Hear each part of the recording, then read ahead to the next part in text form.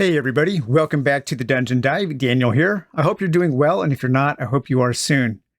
Okay, today we are going to be taking a quick look at CoraQuest, a game designed by Cora and Dan Hughes, a father-daughter team.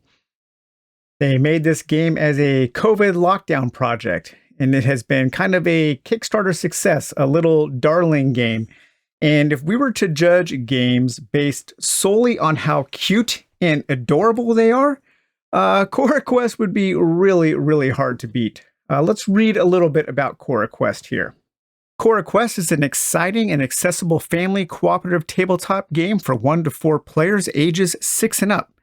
In CoraQuest, the players work together to guide 4 adventurers exploring a dungeon, avoiding traps, finding treasure, and sometimes rescuing a gnome called Kevin.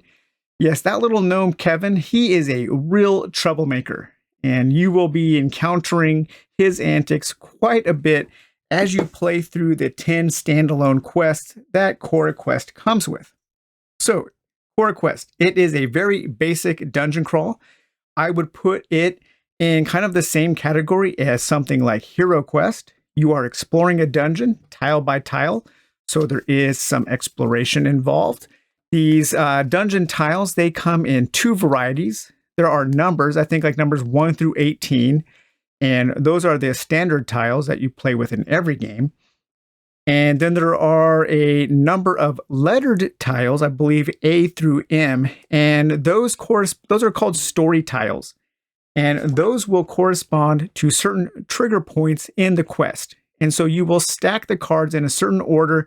You will mix the story cards within the stack of tiles so that as you are exploring the dungeon, as you are laying one tile out after another, taking exploration turns, you will reveal the story tiles, and then you will read the story prompt in the various quests that you will be going on.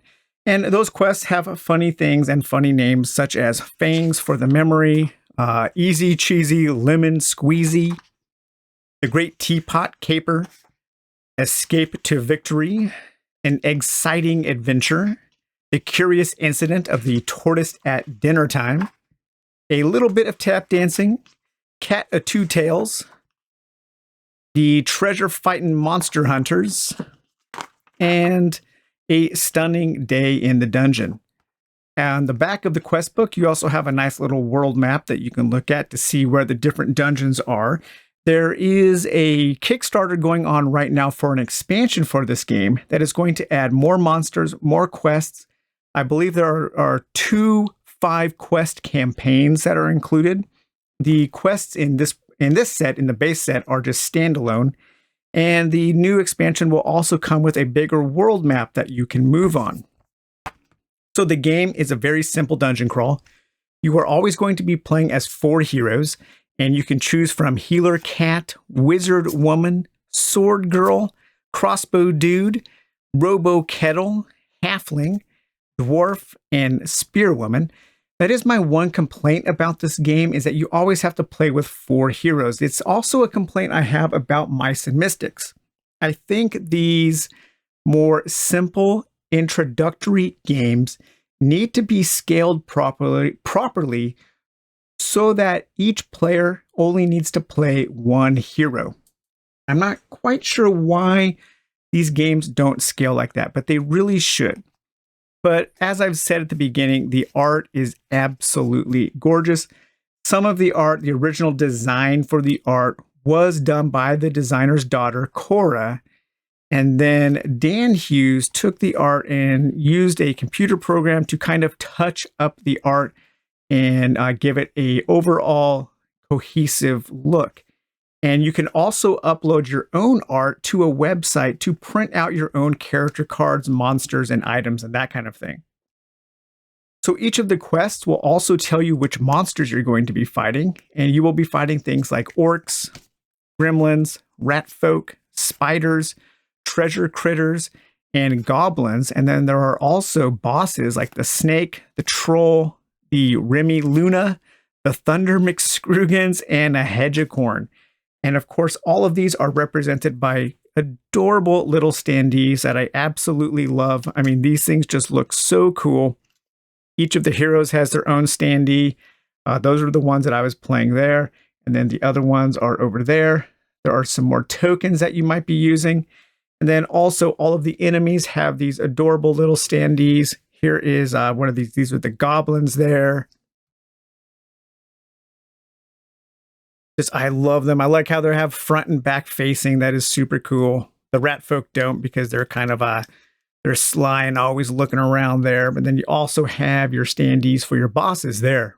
The tiles will have certain symbols on them. So when you reveal a tile, such as this tile here, you will spawn the corresponding monsters. So this tile here would get an orc and 2 gremlins. Those are gremlins, not goblins. The goblins are the other little dudes. There they are. So as you explore the dungeon, as you create your dungeon floor plan, you will be spawning monsters, and you will also be spawning treasure chests. And these can be searched for an action. And when you search a treasure chest, you will draw some treasure from the treasure deck. And the treasure deck includes things like maces, or flails, I should say. And it will tell you the range, how many squares away you can attack with, and how many dice you add to that attack. Sometimes the treasure chests will have traps in there, but then you have belts of teleportation, long swords, a shield, a ring of speed, a potion of healing, a battle axe, an amulet of nimbleness, and all kinds of cool things. It also comes with some blank cards so that you can create your own treasure.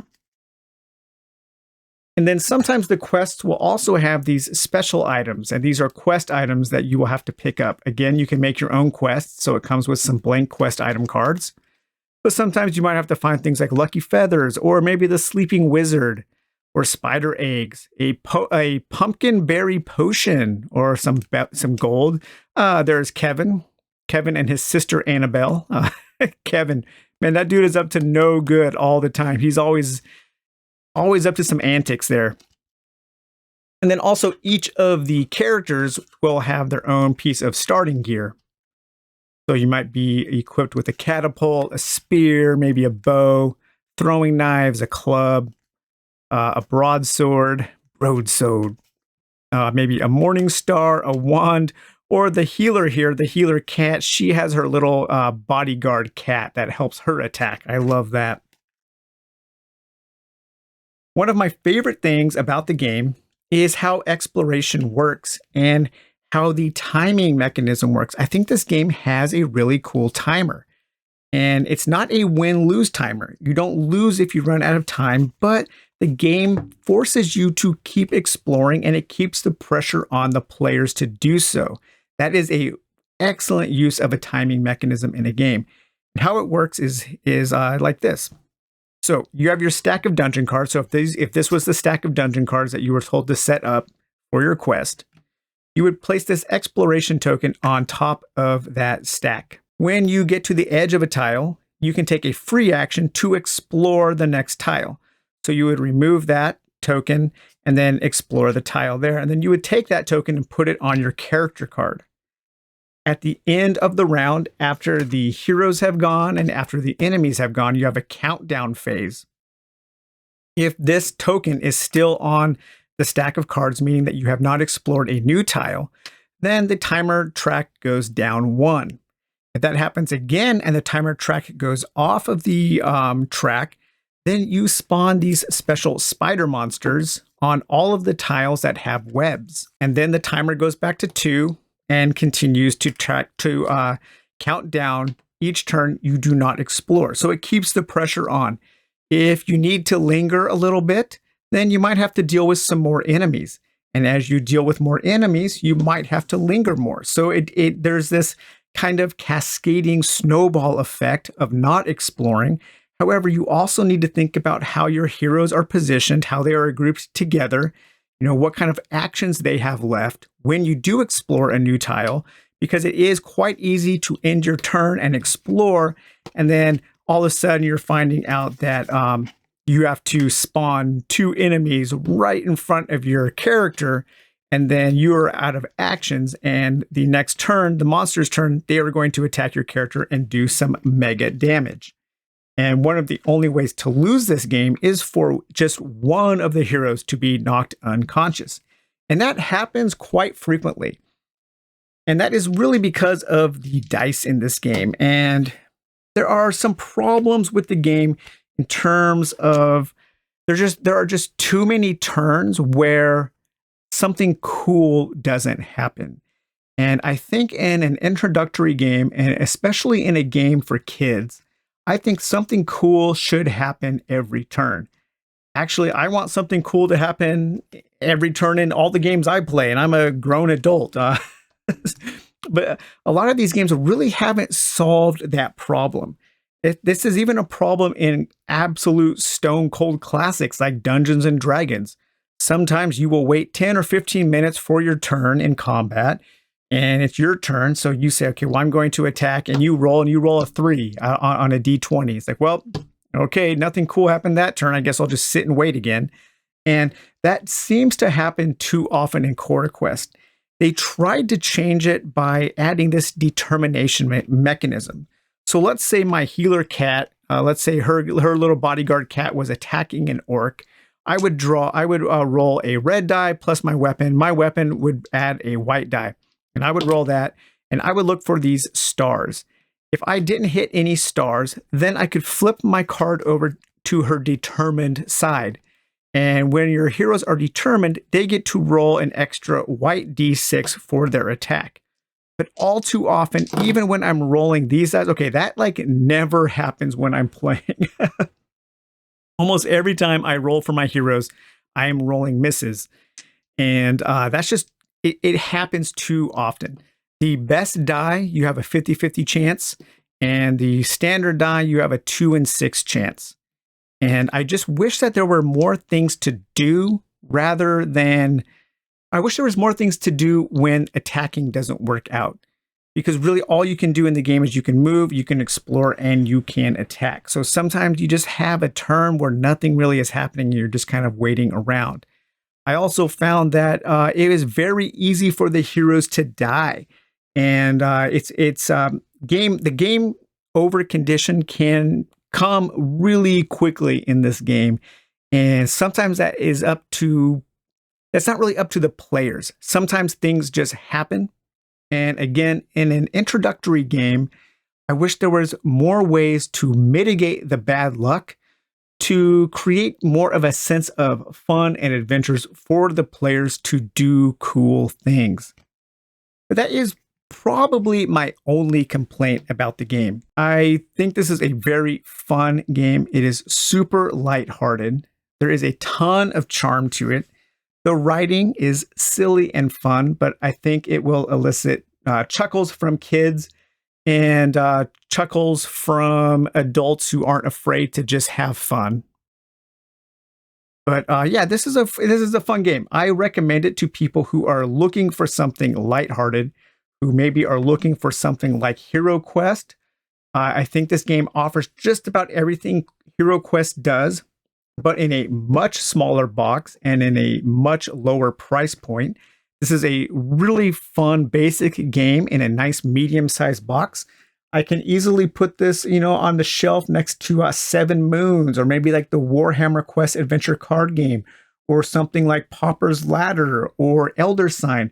A game that offers a lot in a small package, something that is really fun to play, something that is easy to learn, but there are just a few little frustrations with the engine, with the mechanisms. I'm looking forward to the new things that the expansion is adding. A lot of enemies, 2 new heroes, and some items to add to your decks of cards. And I think it's going to make the experience just round out the experience a little bit and add some more variety. These games are almost always better when there is a little bit more variety.